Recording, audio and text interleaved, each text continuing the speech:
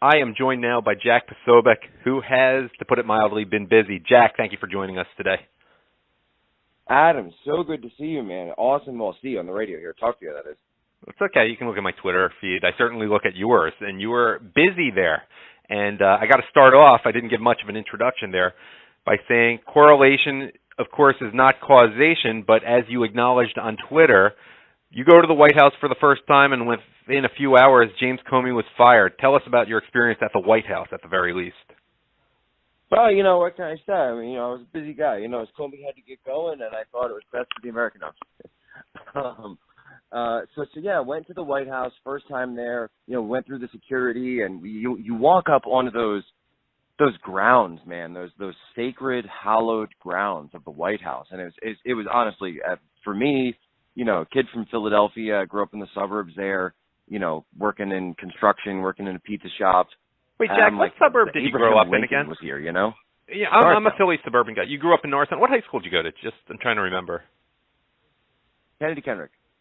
Okay, you went to Kennedy Kendrick, Bishop Kennedy, Catholic school. Okay, you were on the other side of the blue route from me at Strathaven High School. Okay, go on. I just was curious. There you go. No. So yeah, I mean, that's just it. Like, local boy makes big, whatever. And Abraham Lincoln walked there, the Kennedys, Reagan. Like, it's incredible to think that I'm standing there, and then you go in, and the White House itself is majestic, absolutely majestic. But you go downstairs, and I'm telling you, the press room, it's tiny. It is the size of like a living room. It's small. So many people mention that as what surprises them the most when they go to the White House. Yeah, and it's all. I mean, I've done some TV work in the past, and it's kind of the same thing, right? You go to a New York City TV studio, and New York City, that in Manhattan, the ad space is crazy. So if you're going to have a room, right, it's got to be tiny, super small. But on the camera, they get the angles and the lighting just right. It makes it look enormous, but it's not. Yeah. I know. I've heard that numerous times.